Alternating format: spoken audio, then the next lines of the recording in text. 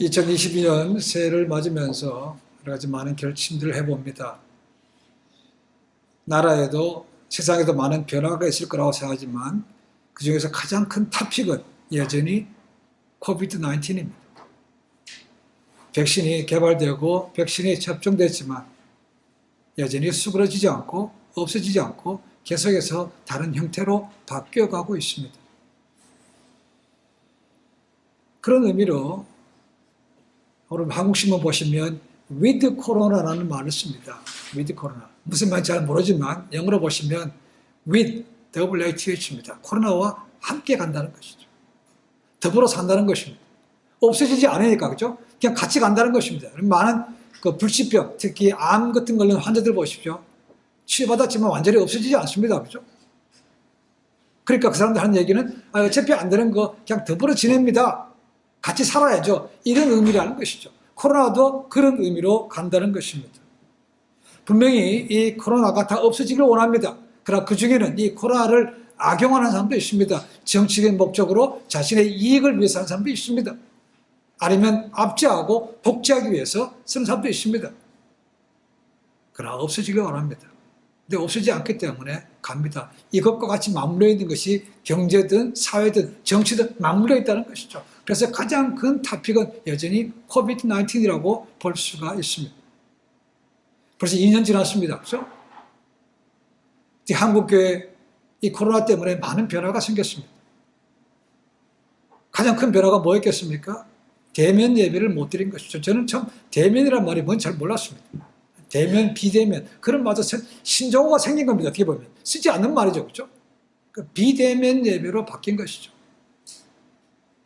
어떤 교회에서는 자발적으로 한 것도 있고 어떤 교회에서는 강압적으로 교회 문을 닫은 적도 있습니다. 어떤 경우에는 마치 교회가 이 코로나 바이러스가 옮기는 온상지인 것처럼 주는지인것처럼 그렇게 보도가 오해가 되기도 했습니다. 그렇죠? 어쩌면 그것이 정부의 교회를 말살하는 정부의 그런 얄팍한 속셈이 아닌가 생각해 봅니다.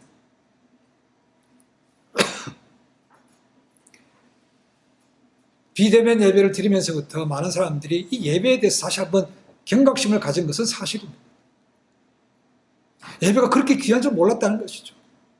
함께 모여서 예배 드린 것이 그냥 그러려니 하고 지냈다는 것입니다. 그런데 막상 예배를 못 드리고 보니까 이 대면 예배 드린 것이 그렇게 귀하더라는 것이죠. 그래서 눈물 펑펑 흘린 분들이 꽤 정착해 있다고 얘기합니다. 그러나 그것이 한 달, 두 달, 반년, 1년, 2년 지나면서부터 사람들의 삶이 바뀌어지기 시작했습니다. 그 예배, 대면 예배에 뜨거웠던 열정들이 이제는 점점점 그게 편하게 세상에 편하게. 일찍 부산 떨지 않아도 됩니다. 일찍 나가지 않아도 됩니다. 그렇죠? 봉사하지 않아도 됩니다. 섬기지 않아도 되는 것이고 헌물 들여 안 들어도 됩니다. 편하게 자기가 원할 때 그냥 드리면 된다는 것이죠. 그래서 교회에 나가지 않고 집에 있는 것이 훨씬 더 익숙하게 됐다는 것입니다. 실제로 통계입니다. 작년 통계 보니까 비대면 예배가 훨씬 더 예배 만족도가 높다는 결과가 나왔습니다. 안 나가니까 만족된다는 것이죠. 그런데 결과적으로 이걸 돌아보니까 교회에서 연구를 했습니다. 어찌 이렇게 하면 어디까지 갈 것인가? 문제가 뭔가 보니까 이 비대면 예배를 드리고 교회에 나오지 않으니까 모이기에 힘쓰는데 어려우니까 결과적으로 신앙이 떨어지더라는 것입니다. 그리고 신앙에 저하되는 사람들의 대부분이 비대면 예배를 선호하는 사람들이라는 거죠. 자, 그런 사람들은 이제 환경이 바뀌어서 교회에 나올 수 있습니다. 그렇죠? 근데도 안 나온다는 거죠. 건강이라는 핑계 때문에 편하게 지내기 위해서 그냥 이렇게 되고 안 나온다는 것입니다.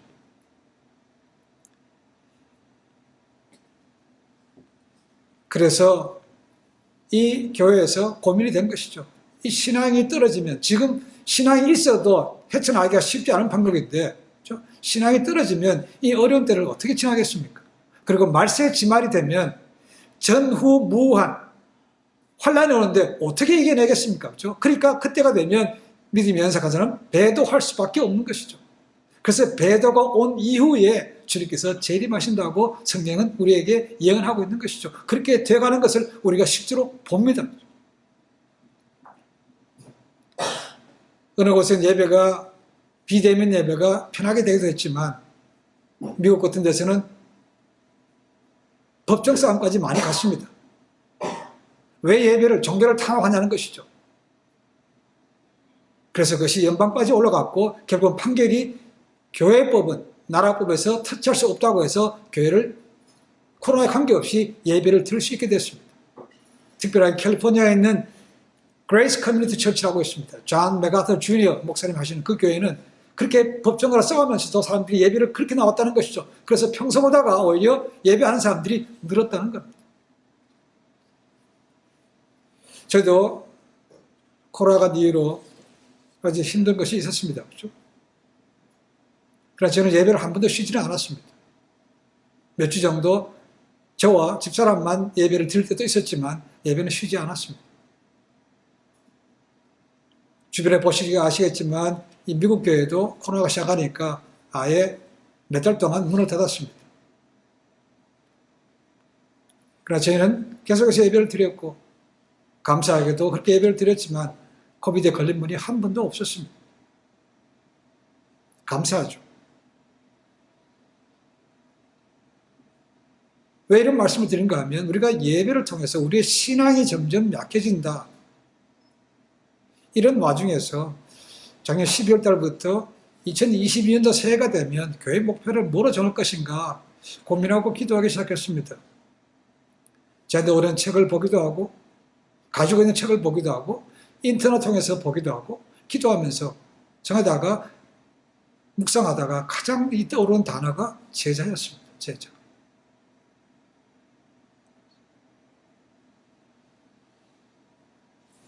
옛날부터 그런 책이 많이 나왔습니다. 신자입니까? 제자입니까? 라는 것이죠. 근데 그것이 갈수록 신앙이 비대면 예배로 약해지기 때문에 더 지금이 제자로서 절실할 때가 아닌가 싶었습니다. 자, 우리가 먼저 제자 생각합니다. 제자 하면 가장 먼저 뭐가 떠오릅니까? 누가 떠오릅니까? 당연히 예수님의 12제자가 떠오릅니다. 그렇죠? 그리고 사진을 찾아보시면 제자라는 의미가 조금 사전마다 다를 수 있지만 이렇게 되어 있습니다. 같은 스승에서 배운 사람들이라고 되어 있습니다. 자, 이것은 학문뿐만 아니고 종교에도 같이 적용이 됩니다. 특히 기독교에서는 예수님의 제자들을 어파슬, 사도라고 부르기도 합니다. 어퍼슬은 아포스톨로스, 부름받은 자라는 것입니다. 그러니까 일반적으로 제자라는 의미의 영어 단어가 뭡니까? disciple이죠. 이 disciple이라는 말은 라틴 말 디스코라는 단어에서 나왔습니다. 디스코는 흔드는 춤이 아니고 배우다라는 뜻입니다. 이 말에서 나왔습니다. 그렇지만 헬라어로 제자라는 말은 성경 찾아보니까 마세테스라고 되어 있습니다. 이 마세테스라는 것은 헬라 말로 만사노, 배우자라는 단어에서 나왔습니다. 그러니까 똑같은 것이죠. 배우는 자라는 것입니다. 근데 한 걸음 더 나아가서 배우는 것에 그치는 것이 아니고 추종하는 자들이라는 것입니다. 스스로부터 배웠습니다. 그죠? 배우면서 끝나는 것이 아니고 그 사상과 그 생각들을 갖다가 삶 속에서 지켜나가는 사람을 제자라고 말하고 있다는 거죠. 그런 의미에서 본다면 그냥 따라오는 무리와 제자는 구별이 되는 것이죠. 오늘 그때 25절 말씀 나옵니다. 그죠? 허다한 무리가 나옵니다. 허다한 무리. large crowd라고 되어 있습니다. 그리고 그 다음에 나오는 것은 제자입니다. 자, 여기서 말하는 허다한 무리라는 것은 이 절기가 돼서 예루살렘에 올라가는 순례자들도 포함되지만 대부분은 예수님을 따라다니면서 뭔가 자기의 이익을 얻으려고 하는 사람들을 의미하고 있습니다. 예수님께서 예루살렘을 간다 그러니까 뭡니까? 아, 이제 유대의 왕이 돼서 뭔가 좀 뒤집어지나 보다. 거기에 기대를 걸고 따라가는 사람들을 포함하고 있는 것이죠. 그런 사람들이라고 해서 무리라는 것입니다. 그러니까 예수님께서 보시기에 저들이 나를 따라오는 동기가 결코 바르지 않다는 것입니다. 그래서 제자라는 것이 나를 따라오는, 추종하는 제자가 되려면 이런 사람이 되어야 된다라고 말씀하신 것이 오늘 본문입니다. 자, 우리가 이렇게 질문해 봅니다. 그러면 당연히 그럼 제자는 누가 되는 겁니까? 라는 것이죠. 또 제자라는 말은 discipline, discipleship, 훈련받은 자라는 것이죠. 어떤 훈련을 받아야 됩니까? 라는 거죠. 예수님께서 오늘 본문 말씀에서 세 가지로 말씀하고 있습니다. 제자가 되고자 하는 사람들은 첫 번째로 그리스도 위에 다른 것을 놓으면 안 된다라는 것입니다. 무슨 말입니까? 예수 그리스도가 가장 프라이오리티라는 것이죠. 첫 번째 우선순위라는 것입니다. 근데 그 다음에 이어지는 말씀 보시면 좀 놀랍니다. 주님께서 뭐라고 말씀하십니까? 자기 부모와 처자와 형제와 자매와 및 자기 목숨까지도 미워하지 아니하면 내 제자가 될 수 없다고 말하고 있다는 겁니다. 이거 말이 안 되는 소리 아닙니까? 그죠? 이거 미워해야 된대. 미워하지 않으면 제자가 못 된대. 그렇습니까? 예수님을 조금이라도 아는 사람이라면 그런 의미가 아닌 것을 분명히 알 수 있습니다. 예수님은 율법의 완성입니다. 그렇죠? 원수까지도 사랑하라고 하셨던 분입니다. 그런데 감히 가족을 미워하라? 그건 아닌 거죠. 그렇죠? 분명히 구약에서 하나님께 10계명 가운데 5계명은 부모를 공경하는 것이 있죠. 그리고 바울 서신 같은 데 보시면 남편의 아내를 사랑하고 아내는 남편에게 순종하라고 말씀하고 있죠. 또한 디모데전서 5장 8절 같은 거 보시면 가족을 돌보지 않은 것은 불신자보다 못하다고 되어 있습니다. 그렇죠? 그러니까 미워하라는 말은 아니라는 것이죠. 그렇죠? 그런 의미가 결코 아닙니다. 그리고 여기 미워하다는 단어가 헬라 말로 보니까 미세이라고 되어 있습니다. 미세이. 이 말은 미워하다는 것이 아니고 조금 덜 사랑하다라는 뜻입니다. 그러니까 예수님의 제자가 되고자 하는 사람은 예수님이 첫 번째 프라이오리티로 두는 것이고 주님을 가장 먼저 사랑하는 것이죠. 그죠? 그런데 그 밑에 있는 부모, 형제, 배우자는 뭡니까? 그보다 조금 더 덜 사랑해야 된다는 거죠. 근데 하여튼 첫 번째가 주님이라는 것입니다. 이것이 아니면 제자가 아니라고 말하고 있다는 것이죠. 그러니까 예수님을 따라오는 사람들 뭔가 자기에게 이익을 얻으려고 오는 것이죠. 주님을 높이기 위해서 하나님을 삶의 최우선순위에 두고서 따라오는 것은 아닌 것이죠. 그렇죠? 그러니까 그걸 아셨기 때문에 우선 첫 번째는 나야 된다. 그렇게 말씀하고 있는 거죠.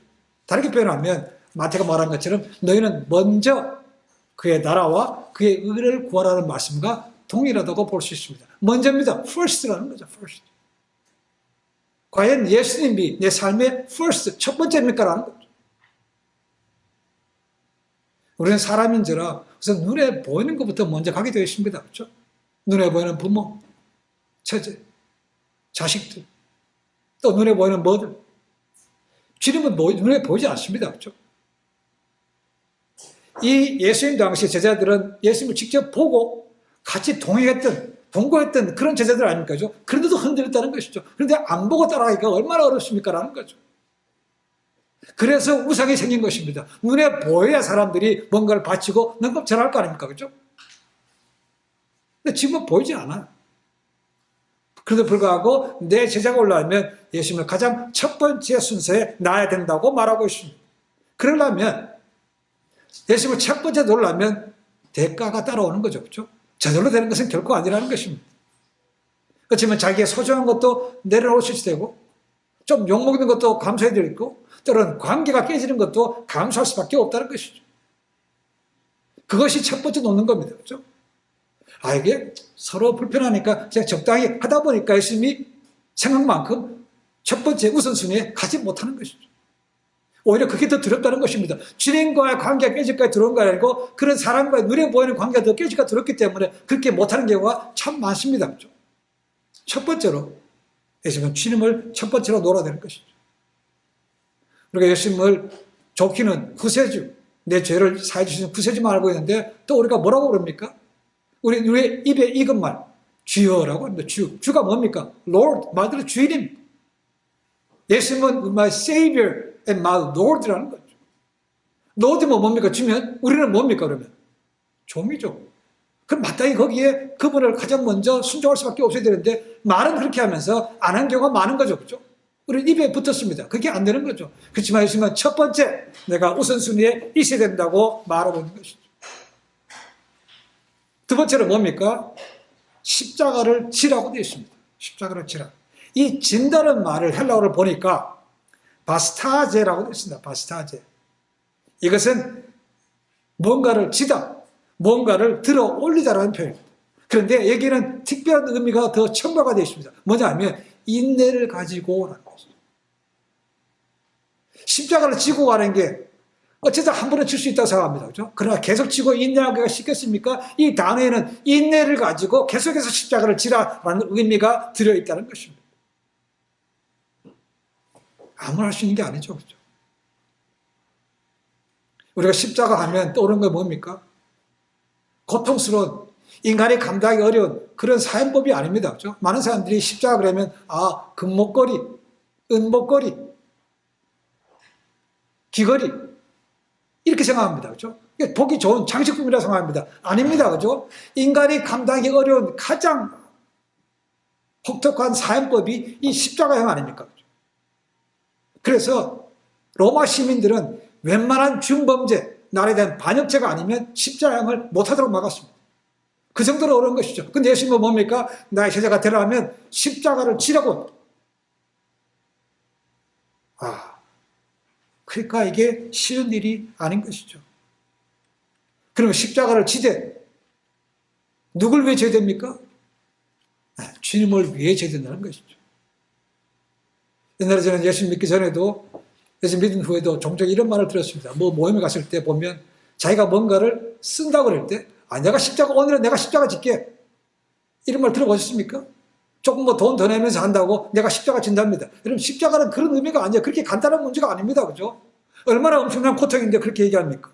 그러니까 우리가 함부로 뭐 할 때 내가 오늘 십자가 짓게, 그런 말 하지 마십시오. 결코 그런 것이 아닙니다. 주님을 위해서 죽을 자리까지 나가는 것이 십자가를 진다는 것이죠. 그러니까 주님은 이 말씀 속에 이미 앞으로 제자가 되면 제자가 겪어야 될 고통을, 환난을 말씀하고 있는 것입니다. 결코 공짜는 없다는 거예요. 그런 걸 감수하지 않으면 내가 제자가 되지 못하는 것이죠. 내가 먼저 잘 되기를 원하고, 내가 먼저 이익을 원하고, 내가 먼저 명예를 얻기 원한다면 십자가를 못 집니다. 자기를 죽이고 자기를 부인해야 십자가를 칠 수가 있는 것이죠. 그런 삶을 가장 잘 표현한 것이 갈라디아서 2장 20절입니다. 우리가 찬양으로 부르기도 합니다. 그렇죠? 내가 그리스도와 함께 십자가에 못 박혔나니 그런즉 이제는 내가 산 것이 아니요 오직 내 안에 그리스도께서 사신 것이라. 이제 내가 육체 가운데 사는 것은 나를 사랑하사 나를 위하여 자기 몸을 버리신 하나님의 아들을 믿는 믿음 안에서 사는 것이라. 내가 십자가를 진정으로 질 때 주님께서 내 안에 확실하게 거하신다는 것입니다. 그것이 또한 예배라고 볼 수 있습니다. 그렇죠? 주님이 내 안에, 내가 주님 안에. 이게 간단한 문제입니까? 못합니다. 한번 제자들을 보십시오.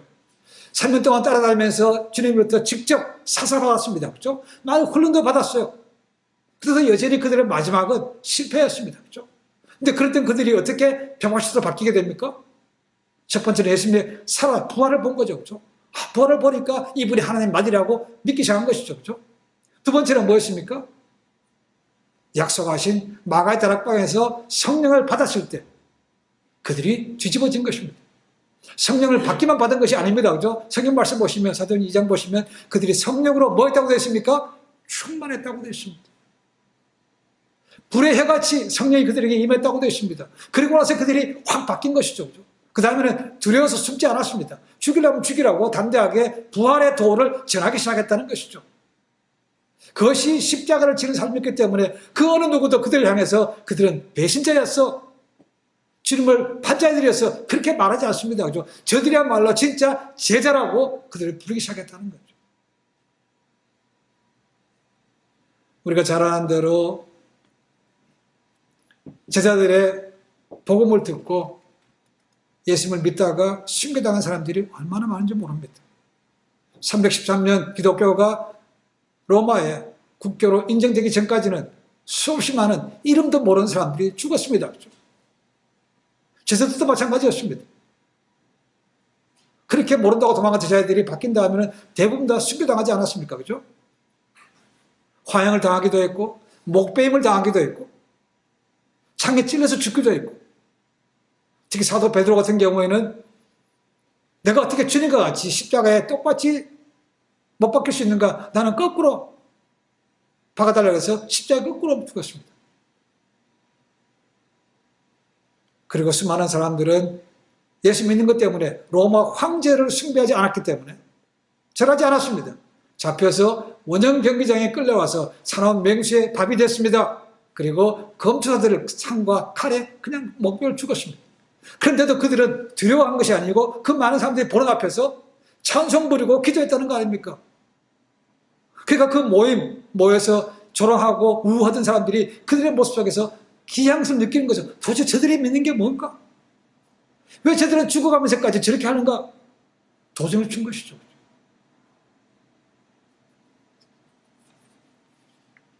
예수님을 믿지 않는 사람들은 단순하게 사람이 교회 예배드리러 나간다고 해서 그 사람이 직분이 있다고 해서 저 사람이 제자야 라고 말하지는 않습니다. 그 사람들은 늘 예수 믿는 사람들, 예수쟁이들 색안경 끼고 봅니다. 어떻게 하나 봅니다. 그죠? 그러다가 정말로 어려운 상황 속에서 자기가 기꺼이 진리를 위해서 손해보고 힘든 일을 당할 때 그때 보면 저 사람 진짜네 라고 그때야 인정해 준다는 거죠. 그것이 제자라는 것입니다. 이것이 십자가를 지르는 것입니다. 그렇다고 해서 제자가 되면 전부 다 죽습니까? 그렇지는 않습니다. 그렇죠? 그렇지만 거기에 대한 합당한 모욕과 어려움과 수치와 아니면 강등과 불이익 충분히 당할 수 있습니다. 그렇죠? 사도행전 보시면 너희가 하나님 나라에 들어가려면 많은 환난을 겪어야 된다고 말하고 있습니다. 성경 어느 곳에도 예수 믿으면 환난에서 벗어난다 이렇게 말씀하고 있지는 않습니다. 그렇죠? 이제 마지막 때가 되면 또 나옵니다. 짐승의 숫자를 받지 않으면 매매를 못합니다. 먹고 살기가 어려워집니다. 그러니까 거기서도 배도가 생긴다고 말하고 있는 거죠. 그것이 다 앞으로 믿음의 사람들이 겪어야 될 고난인 거죠. 그것이 십자가를 지는 것이라고 볼 수도 있다는 것입니다. 지금도 여전히 중국에서는 많은 탄압이 있습니다. 눈에 보이는 교회는 삼자 교회는 다 가짜들입니다. 진짜 교회는 지하에 있습니다. 그렇죠? 지금도 여전히 지하교회 리더들은 잡혀갑니다. 그렇지만 여전히 중국에서는 잡혀감도 불구하고 또 다른 사람이 계속해서 리더가 세워지고 지하교회에서는 여전히 교인수가 넓어지고 있다고 보고를 합니다.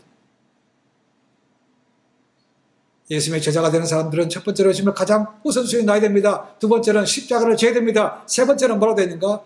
27절 말씀 보니까 나를 쫓으라라고 되어 있습니다. 이 쫓으라는 것은 뭐 뜻입니까? 말씀에 순종하는 것을 얘기하고 있습니다. 듣고 배우는 것을 그치는 것이 아니고 그것을 실제로 자기 삶과 똑같이 따라가는 사람을 얘기하고 있다는 거죠. 쫓아가야 된다고 했습니다. 스승의 가르침을 쫓아가기 위해서는 내가 있는 그 자리에 가만히 있으면서는 할 수 있는 것이 아니죠. 내가 있는 곳에서 뭔가를 떠나야 된다. 떠나야 됩니다. 내가 있는 위치에서 떠나야 됩니다. 그럼 제자가 떠나는 것이 뭐가 있습니까? 가장 번째는 죄에서 떠나는 것이죠. 바울이 갈라디아서 5장 24절 말합니다.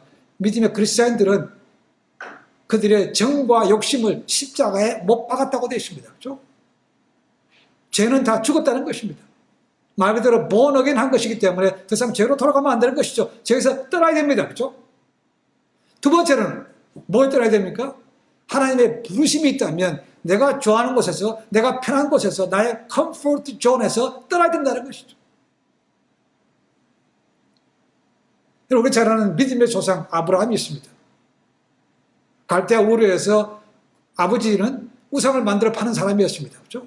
그랬던 사람이, 그런 집안의 사람이 어떻게 이스라엘에, 지금도 이슬람에 동일하게 믿음의 조상이라는 큰 타이틀을 얻었습니까? 라는 거예요. 첫 번째는 무엇입니까? 하나님 부르실 때 그 본토 아비집을 뭐인 겁니까? 떠난 것이죠. 떠났습니다. 가만히 있으면서 이런 영광스러운 타이틀을 얻을 수는 없는 것이죠. 그럼 기억해봅시다. 내가 태어난 고향, 거기 내 기반, 내 친척 거기 다 있습니다. 근데 어느 순간 떠나래요. 근데 그것도 어디로 가라고 말씀하신 것도 아니고 앞으로 지시할 퓨처, 미래로 되어 있습니다. 그렇죠? 떠나. 그러면 내가 보여줄게. 그걸 떠났다는 겁니다. 물론 그것은 그걸로 끝이 아니었습니다. 그렇죠? 가서 머무르기도 하고 시행착오를 하기도 하고 연약했던 아브라함이지만 계속해서 바뀌어갑니다. 그렇죠? 그리고 마지막 파이널 테스트가 뭐였습니까? 네 아들 독자 이삭을 바쳐 제물로. 그때까지 나갔다는 것입니다. 본토집을 떠나서 자식마저도 드릴 수 있는 그것이 주님을 온전히 쫓아가는 것이기 때문에 그가 결국은 믿음의 조상이라는 큰 타이틀을 얻은 것입니다. 여러분, 익숙하고 편안한 곳을 떠나기가 쉽지 않습니다. 우리는 그냥 편하게 안주하기를 원합니다. 그렇죠? 사람들이 많이 두려워하는 것 중에 하나가 변화입니다. 변화. 똑같이 어떤 것이 조금이라도 틀어지면요, 괜히 이상해요. 기분 나빠하는 것도 있습니다. 여러분, 변화가 얼마나 어려운가 하면요, 여러분, 5분 일찍 일어나는 거 쉽습니까? 안 해요. 5분 일찍 나가는 것도 잘 안 합니다. 그 5분이라는 것이 편하거든. 꼭 맞춰서 가려고 합니다. 그러니까 항상 늦을 수밖에 없는 거죠. 그렇죠? 술을 끊든 담배를 끊든 끊자 변하거든요. 내가 늘 익숙하게 해왔기 때문에. 그걸 하지 말라니까 얼마나 이게 거부감이 생기겠습니까? 그러니까 마귀는 그런 걸 노리는 거죠. 야, 지금 그렇게 할 필요 뭐 있어요? 좀 천천히 해, 천천히. 미루게 만드는 것이죠. 그렇죠? 이런저런 핑계대고 안 하게 만드는 것이죠. 거기 넘어가면 안 된다는 것이죠. 작심삼일에 끝나면 안 되는 것이죠. 그렇죠? 치라는 것은, 쫓으라는 것은 가감에 있는 것에서 탁 떠나라는 것입니다.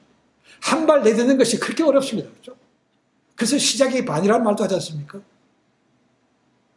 많았으면 계속해서 나아가야 되는데 작심삼일로 끝나는 것이 많아서 늘 3일에 한 번씩 또 결심하고 결심하면 이룰 수 있다고 말하고 있는 것이죠. 오늘 제가 읽지는 않았습니다. 오늘 28절 이하에 보면 이것을 뒷받침하기 위해서 두 가지 비유의 말씀을 주님께서 주십니다. 하나는 망대를 세우는 비유가 있고 하나는 전쟁을 앞둔 왕의 비유가 나옵니다.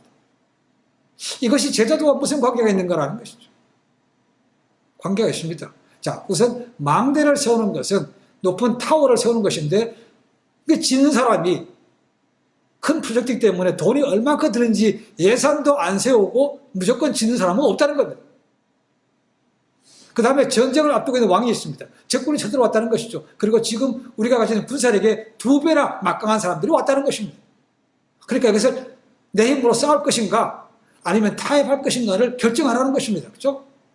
이 두 가지가 제자와 연결해 본다면 제자가 된다는 것은 많은 비용과 아니 목숨까지 왔다 갔다 하는 그런 것일 때 잘 네가 생각해보고 따라와 이 소리라는 거죠. 결심하고 가도 흔들릴 때가 많은데요. 그냥 적당히 따라가다 보면 그냥 쉽게 어려움이 오면 포기하기가 쉽다는 것입니다. 그래서 주님께서 나머지 비유를 그렇게 중요한 목숨과 재산 잘 계산해보고 나를 따라와 대가치를 각오하시면 따라오라고 말씀하고 있는 것이죠. 예수님은 자기를 따라오는 사람이 일시적인 감정이나 아니면 이 일시적인 열정 가지고 따라오기를 원치 않습니다. 그렇게 왔다가는 쉬 씻고 쉬 상처받고 쉬 실패하고 할 때 알기 때문에 그렇습니다. 그렇죠? 그래서 십자가를 지고 나를 쫓아오게 된다는 것이 그런 것입니다. 그렇죠? 정말 네 목숨까지도 대가를 칠 각오가 돼 있어?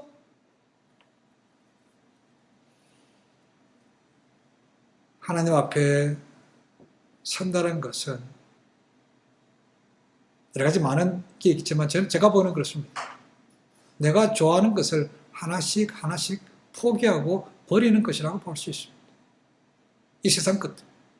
그것을 다 버리고 나면 정말 미련 없이 불을 털고 주님 앞에 갈 수가 있는데 지금 세상에 사는 동안 거기 미련이 있으니까 불을 털고 못 가는 거죠. 아니 말은 가는 게 좋다고 얘기하지만 실제로 그렇습니까? 자기를 부인하지 않으면 못합니다. 우리가 마태복음 이제 다음에 볼 겁니다만은 자기를 부인하고 자기를 부인하지 않으면 그런 위치에까지 그런 십자가 못 지는 거죠. 그렇죠? 내가 살아있는데 내가 아직도 좋아하는 게 아직도 있는데 어떻게 그걸 포기하겠습니까? 라는 거죠. 세상을 취할래? 아니면 영생을 취할래? 자, 유혹입니다. 지금도 세상에서는 그런 마귀의 유혹에 넘어간 사람들 많을 겁니다. 그렇죠? 특히 연예인들, 엔터테인먼트 하는 사람들 영혼을 마귀한테 판다고 하지 않습니까? 그렇죠? 이 땅에 사는 동안 네가 부귀영화 누리게 해줄 대로 한다는 것이죠. 그러나 죽으면 뭡니까? 주님 계신 곳에 못 가는 거죠. 근데도 딜에 넘어간다는 거잖아요. 눈에 보이지 않는 천국보다는 눈에 보이는 세상에서 떵떵거리고 살겠다는 것입니다. 그래서 영혼을 파는 것입니다. 그렇죠? 예수님의 제자는 그런 사람이 되어서는 안 되는 것이죠. 사도 바울도 얼마나 많은 고난을 겪었습니까? 고린도 후서에 보면 나오죠. 11장에. 다른 사도들이 겪었던 것보다 훨씬 더 많은 고난을 겪었습니다. 이런 고난을 겪었기 때문에 그는 나중에 아들 디모데한테 이렇게 말합니다. 디모데 후서 2장 3절에 이렇게 말합니다. 너는 그리스도 예수의 좋은 군사로 나와 함께 고난을 받으라. 바울은 믿음의 사람들을 군사, 솔저라고 부르고 있습니다. 군사. 여러분, 한국이란 남자들이 군대 가는 게 참 문제가 많습니다. 그렇죠? 안 가고 싶은데 나라에 처한 상황상 안 갈 수는 없고 억지로 보내고 그러다 보니까 힘 있는 사람들, 돈 있는 사람들을 군대 안 보내고 빼돌리는 사람들 많습니다. 그렇죠? 그래서 문제가 되죠. 자, 강한 군사가 되려면 어떻게 됩니까? 당연히 군대에 가서 제식 훈련도 받고 사격 훈련도 받고 훈련 받아야 되는 것이죠. 그렇죠? 그거 안 하고 처음부터 잘하는 용감한 군사 절대로 안 됩니다. 군사가 되려면 뭐가 필요합니까? 훈련 받습니다. 훈련. 그래서 디사이플이 되려면 뭘 받아야 된다고요? 디시플린을 받아야 된다는 거죠. 디시플린. 훈련 받아야 제자가 된다는 것입니다. 그 가장 확실한 훈련이 뭡니까? 고난이라는 훈련. 고난. 십자가를 지고 있는 자리에서 떠나는 훈련 받아야 된다는 것입니다. 주님을 어떤 경우에도 가장 탑 프라이오리티 두는 것이 이것이 훈련이라는 거죠. 그거 안 되면 제자가 될 꿈꾸지 말하는 것입니다.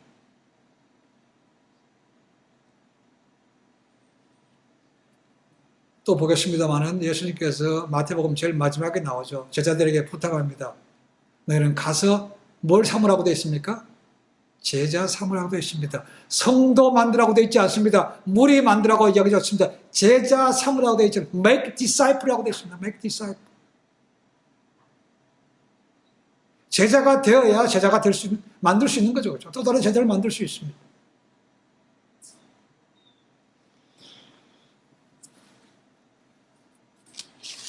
금년 초 저희 교회 목표가 그겁니다. 이제 앞으로 몇 주간 동안은 모르지만 성경에 나오는 제자에 대해서 보겠습니다.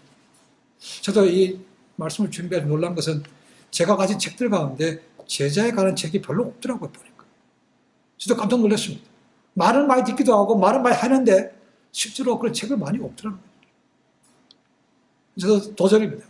공부합니다. 제자에 대해서. 성경에서 뭐라고 말하고 있는가.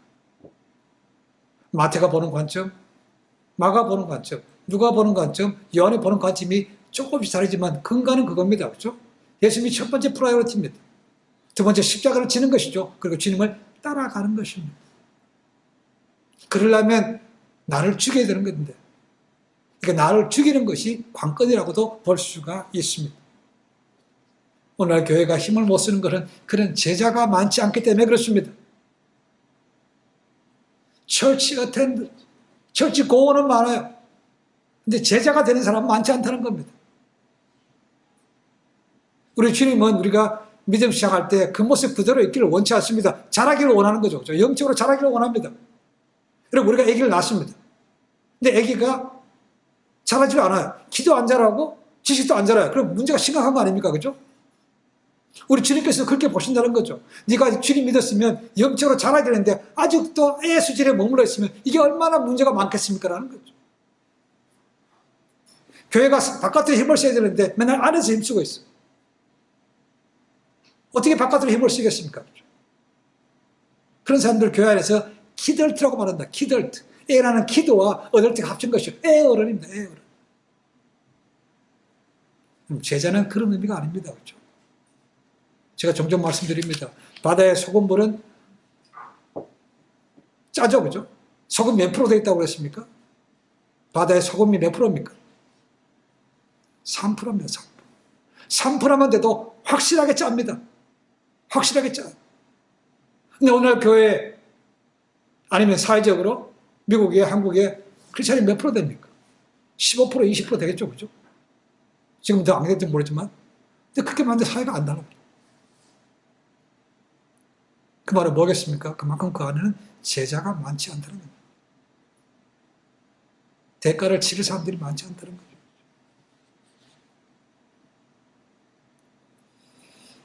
우리 신앙 업그레이드가 되면 좋겠습니다. 특히 많은 젊은 사람들 새 것만 나오면 그냥 뭐 딴 거 빚을 내더라도 삽니다. 특히 전화기, 셀러폰, 컴퓨터 이런 데 보면 그냥 사요. 빚 내서라도 크레딧 카드 긁어서 삽니다. 그죠? 그런 걸 빨리빨리 업그레이드 하면서 신앙에 대해서는 업그레이드 할 생각을 별로 안 해요. 기도도 하지 않고 말씀도 보지 않고 제자가 될 수 있겠습니까? 그죠? 여러분 그렇게 안 하고도 할 수 있으면 제게도 좀 알려주십시오. 저도 좀 그러면 좋겠습니다. 쉬울 것은 없습니다. 금년 한 해 목표입니다. 좀 목표. 제자가 되는 목표를 세우고 나가야 조금 나아집니다. 그죠? 이것도 없으면요. 그냥 또 시집이 됩니다. 도전. 금년 한 해 어쩌면 중간에 가다가 실패할 수도 있고 시행착오할 수도 있고 넘어질 수도 있습니다. 그죠? 일어나서 다시 나간다면 지금보다는 금년 마지막에 섰을 때 영적으로 성숙된 그런 모습이 될 것이고 하나님께서 기뻐하실 줄로 생각합니다. 그날 우리 모두가 제자가 되어서 기도처럼 세상에 나가서 제자로 삶을 보여줘서 영혼들에게 주님 앞으로 인도할 수 있는 그런 아름다운 진정한 제자의 삶이 되기를 주님의 간절히 축원해 드립니다. 기도하겠습니다.